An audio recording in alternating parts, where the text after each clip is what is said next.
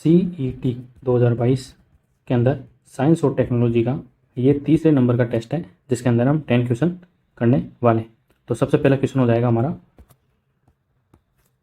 क्या है सबसे पहला क्वेश्चन, वो है कि रिक्तिस्तान ने भारत ने अपनी पहली उच्च थ्रूपुट उपग्रह HTS ब्रॉडबैंड इंटरनेट सेवा शुरू करने की घोषणा की है। तो ये करंट का क्वेश्चन है, तो ये आपको ध्यान रखना है, क्योंकि CET में करंट भी आएगा, तो आपको ध्यान रखना है ये क्वेश्चन ऐसे।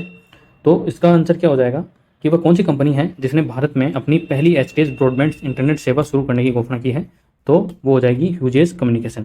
और यह है कंपनी कहाँ की, तो ये अमेरिका की है।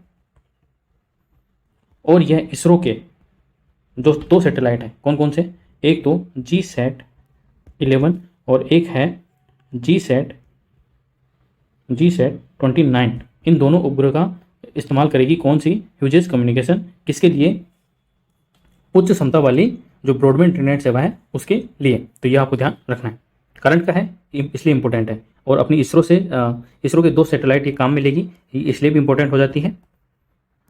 नेक्स्ट क्वेश्चन हमारा, 5G डिजिटल सिग्नल को मॉड्यूलेट करने की जो पद्धति है वो कौन सी पद्धति पर आधारित है। जो 5G सेवा शुरू होने जा रही है और कई शहरों में तो शुरू भी हो चुकी है, आपने देखा होगा PM नरेंद्र मोदी के द्वारा शुरू की गई, या इंडिया में बैठे बैठे उन्होंने जर्मनी में कार चलाई 5G सेवा के द्वारा। तो 5G सेवा, जो 5G के जो डिजिटल सिग्नल है उनको मॉड्यूलेट करने की जो पद्धति है वो किस पर आधारित है, तो वो उसका आंसर हो जाएगा OFDM। और इसका फुल फॉर्म क्या होगा, ऑर्थोगोनल फ्रीक्वेंसी डिवीजन मल्टीप्लेक्स, ये हो जाएगा इसका फुल फॉर्म। तो ये जो ये पद्धति है इसके ऊपर आधारित है 5G डिजिटल सिग्नल को मॉड्यूल करने की जो पद्धति है। अब 5G के अंदर ये 4G का नेक्स्ट जनरेशन है, क्योंकि 4G LTE पर आधारित था और 5G OFDM पर आधारित है। तो ये आपको ध्यान रखना है, ये भी करंट पे आधारित है, क्योंकि हाल ही के अंदर जो 5G सेवाएं हैं वो शुरू की गई है बड़े बड़े शहरों के अंदर, इसलिए ये क्वेश्चन पूछा जा सकता है, ये इसलिए इंपॉर्टेंट हो जाता है। नेक्स्ट क्वेश्चन हमारा कि ICT यानी कि information and communication technology, ICT का मतलब होता है इंफॉर्मेशन एंड कम्युनिकेशन टेक्नोलॉजी में कौन से घटक शामिल हैं। तो इन तीनों में से कौन कौन से घटक शामिल हैं, सूचना और संचार अवसंरचना, बिल्कुल अवसंरचना नहीं होगी तो कम्युनिकेशन नहीं होगा, और इन्फॉर्मेशन ट्रांसफर नहीं होगी। सूचना प्रौद्योगिकी बिल्कुल जरूरी है, संचार प्रौद्योगिकी कम्युनिकेशन टेक्नोलॉजी ये भी जरूरी है, ठीक है। तो इसके अंदर तीनों शामिल होंगे, तो इसका आंसर क्या हो जाएगा हमारा 1, 2 और 3, क्या 1, 2 और 3। नेक्स्ट क्वेश्चन है हमारा, हाल ही में भारत ने अपना पहला दर्पण दूरबीन यानी कि लिक्विड मिरर टेलीस्कोप कहाँ स्थापित किया है। ये टेलीस्कोप है, क्या है, और टेलीस्कोप की खोज किसने की थी सर्वप्रथम पूरे वर्ल्ड के अंदर, तो उसका आंसर आप मुझे कमेंट बॉक्स में बताइए। तो ये क्वेश्चन करंट से संबंधित है, तो इसका आंसर क्या होगा कि भारत ने जो पहला लिक्विड मिरर टेलीस्कोप है वो कहाँ पर स्थापित किया है, तो वो हमारे उत्तराखंड के अंदर स्थापित किया गया है। कहाँ पर, उत्तराखंड के अंदर एक पहाड़ी है देवस्थल, वहाँ पर इसको स्थापित किया गया है।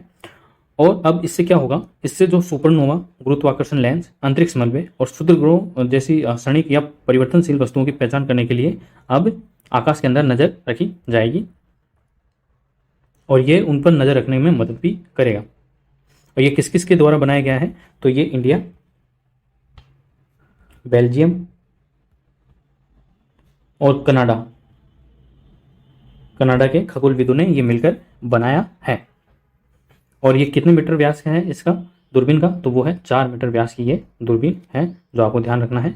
और ये उत्तराखंड के नैनीताल जिले के अंदर है। कौन से जिले में, नैनीताल जिले के अंदर। नेक्स्ट क्वेश्चन है हमारा, कंप्यूटर संबंधित क्रियाकलाप में WORM क्या है। तो WORM क्या है, तो इसका वॉर्म का मतलब होता है राइट वंस और रीड मैनी, तो इसका आंसर हो जाएगा राइट वंस और रीड मैनी। तो क्योंकि कंप्यूटर भी आने वाला है, बेसिक नॉलेज ऑफ कंप्यूटर आने वाला है CET 2022 के अंदर, तो कंप्यूटर के क्वेश्चन भी आपके आएंगे, तो ये भी आपको ध्यान रखना है। नेक्स्ट क्वेश्चन है हमारा, विश्व की शीर्ष सूचना प्रौद्योगिकी कंपनियों और उनके सीईओ के संबंध में सूची 1 और सूची 2 को मिलान कीजिए। ठीक है भाई, मिलाते हैं। तो हाल ही के अंदर ट्विटर को किसने खरीद लिया? तो ट्विटर को खरीद लिया है हमारे एलोन मस्क भाई साहब ने, जो दुनिया के सबसे अमीर व्यक्ति हैं। और इन्होंने जो ट्विटर के सीईओ थे भारतीय, कौन, पराग अग्रवाल, उनको निकाल दिया है। क्या कर दिया है? निकाल दिया है, फायर कर दिया है। तो ये इसलिए भी इंपॉर्टेंट हो जाता है ये क्वेश्चन। ठीक है, तो देखते हैं। गूगल के सब लोग जानते हैं, सुंदर पिचाई हैं इसके सीईओ। ट्विटर के पराग अग्रवाल थे। ठीक है, तो अब पता नहीं कौन है। ठीक है, तो पहले तो पराग अग्रवाल थे, तो आपको ये ध्यान रखना है। फिर हो गए, उसके बाद जैसे कि ए का 2 कहाँ है? ए का 2 ये रहा, ए का 2। बी का 1 तो माइक्रोसॉफ्ट का कौन है? तो माइक्रोसॉफ्ट का है सत्य नडेला जी। और एडोब के कौन है? एडोब के हैं शांतनु नारायण। तो ये है, तो इसका आंसर क्या हो जाएगा हमारा? ए का 2, बी का 1, सी का 3 और डी का 4, यानी कि ऑप्शन नंबर 2 इसका आंसर हो जाएगा।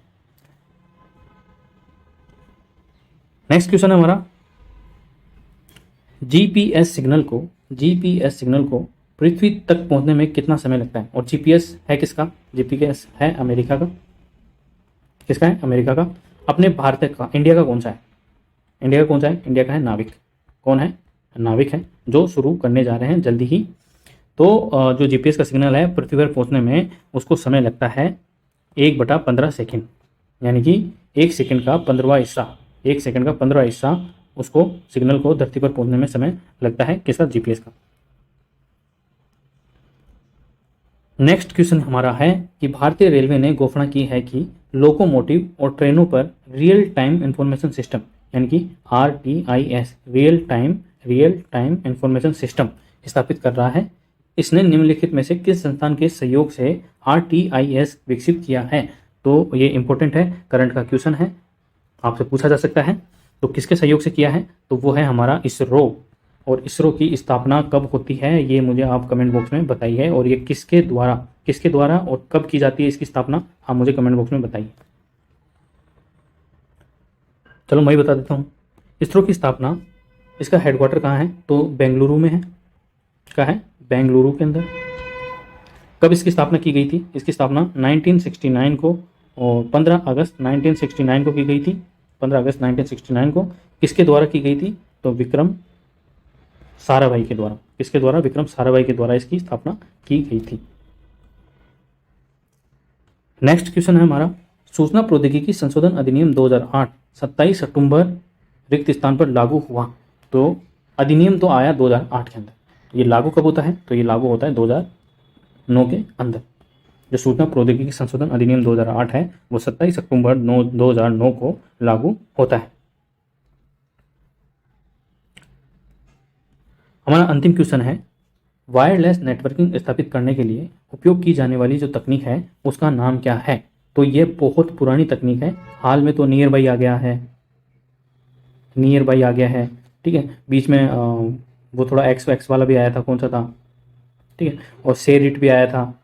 तो जो पुरानी तकनीक है और काफ़ी यूज़फुल भी है, तो वो कौन सी तकनीक है हमारी? वो है हमारी ब्लूटूथ तकनीक। कौन सी तकनीक है? ब्लूटूथ, जिससे वायरलेस नेटवर्क स्थापित करने के लिए उपयोग में लिया जाता है और काफ़ी कॉमन है ये। ठीक है, एक छोटी दूरी की वायरलेस तकनीक है ब्लूटूथ, और इसका उपयोग फिक्स्ड और मोबाइल उपकरणों के बीच डेटा का आदान प्रदान के लिए किया जाता है। जैसे कि आप हेडफोन भी लगाते हो और वायरलेस ईयरबड्स भी लगाते हो, वो सारी चीज़ें ब्लूटूथ पर ही आधारित होती हैं, क्योंकि ये शॉर्ट रेंज की वायरलेस नेटवर्क स्थापित करता है। तो ये थे हमारे 10 क्वेश्चन, किसके? साइंस एंड टेक्नोलॉजी के। किसके लिए थे ये? तो CET 2022 राजस्थान के लिए थे, जिसका पेपर होने वाला है जनवरी 6 से 7 जनवरी को इसका पेपर होने वाला है। आई होप आपको ये टेस्ट पसंद आया होगा। अगर पसंद आया तो इस वीडियो को लाइक करें, शेयर करें और चैनल को सब्सक्राइब जरूर करें। Thank you so much.